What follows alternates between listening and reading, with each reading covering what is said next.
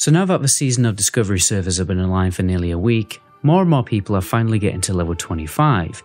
Usually when we play vanilla, we just carry on leveling, but with this lower level cap, it's left many people wondering, what do we actually do now? How are we supposed to optimize our characters and how do we progress ourselves? Well, don't worry guys, because I've got a concise plan for you to follow. One thing that you want to do straight away so you don't look like an absolute idiot is get an actual headpiece. There's a number of easy options for you. Alliance Warlocks can get a headpiece from the Noble Brew quest. Warriors can do their class quest to get brutal armor. The locations will be on the screen right now. You can also go for the Humbert's helm from Dungarok Rifleman. Unfortunately for everyone else, the only real option to go for is a white cloth piece of gear like the Azure Silk Hood, unless you go for engineering, or before you enter Black Fathom Deeps obviously. Second thing you want to do is get your bags sorted, because at this level bag space is utterly painful.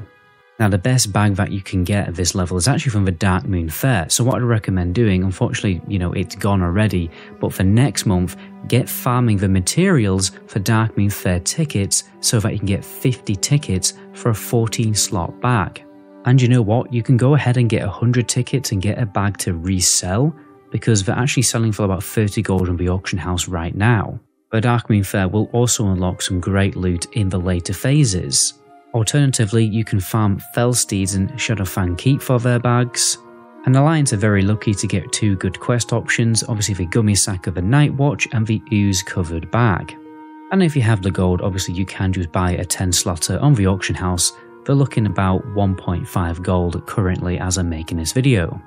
My third biggest recommendation is definitely get fishing leveled up. Fishing is incredibly slept on in the lower levels, and it's because of trunk farming. Basically, there's these little trunks that you can fish up.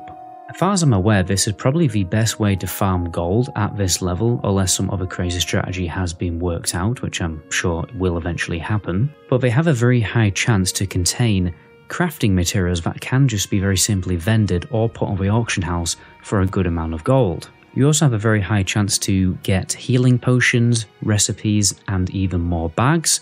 If you don't need those items, again you can get a bit of extra gold by putting them on the auction house. You also have a very decent chance to actually get a green item, which can be useful to you if you actually need the upgrade, or again get it on the auction house or even vended.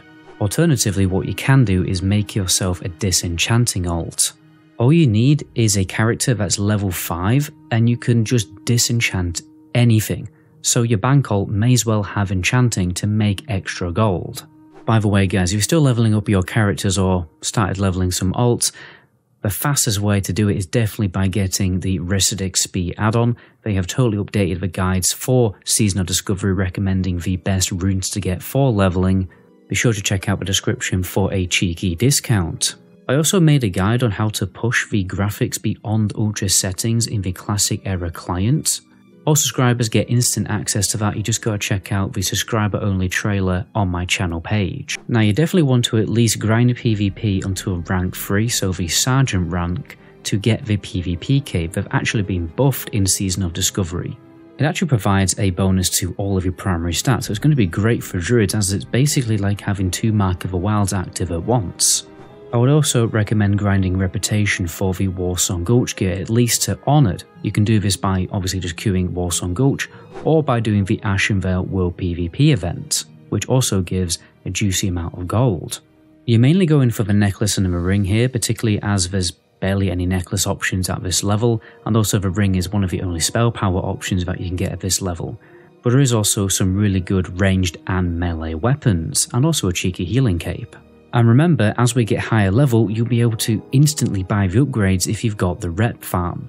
Now is also the best time to start grinding professions while everything is dirt cheap at the auction house. I've just grinded my engineering to skill 130 without mining once. I would especially recommend getting engineering, by the way, because it's ridiculously overpowered in vanilla, particularly low level. Now is also the time that many people are forming big groups in order to go and get all of the different class runes. For instance, the Warlock's going to get the Metamorphosis rune. So if there's particular runes that you need, now is the time to do it, rather than later when less groups are forming. The obvious next step is to grind the dungeons, mainly Wailing Caverns, Dead Mines, and Shadowfang Keep. I would also recommend actually doing this before you hit max level. I actually got all of my pre-bis BFD gear before I got to level 25. Just remember, if you don't need the rewards from the dungeon quests, save them to turn them in later when the level cap is increased again, because then you'll get a big XP boost. I am actually going to be making a video in the future about the best 20 quests to get before the next phase is released.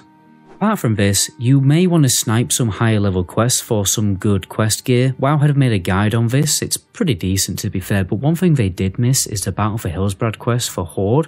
You get this really good two-hander that actually has a proc on it to do some shadow damage called the Runic Darkblade. I've also heard that a few people on the Alliance side are forming groups to go and kill Morbent Fell, as he does reward a headpiece. But there you have it guys, those are my top 10 tips of what to do when you hit level 25 in Season of Discovery. My name is Metagoblin, until my next video, ciao.